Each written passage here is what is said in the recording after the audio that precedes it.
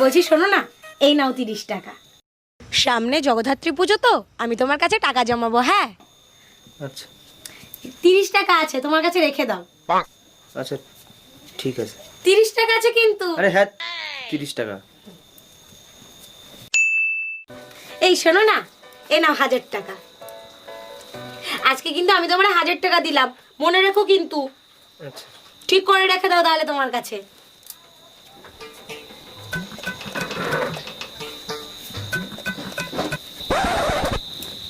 দাও আমাকে 30,000 টাকাটা দাও। 30,000 টাকা? কিসের 30,000 টাকা? আরে তোমার মনে নেই তোমার কাছে আমি টাকা জমাচ্ছিলাম? ও তুমি একদিন 30 টাকা একদিন 1000 টাকা দিয়েছিলে, 1030 টাকা। 1030? কিসের 1030? তুমি কি কোনো হিসাব টিসাব জানো না নাকি? এই মাথায় তোমার কোন অফিসে চাকরি দিছে? হ্যাঁ, দাও আমার 30,000 টাকা দাও। আরে বাবা 30 টাকা আর 1000 টাকা। হ্যাঁ 30,000 টাকা দাও, আমার টাকাটা দাও। শোনো, এসব অঙ্ক টঙ্ক আমার শিখাতে আসবে না, ঠিক আছে?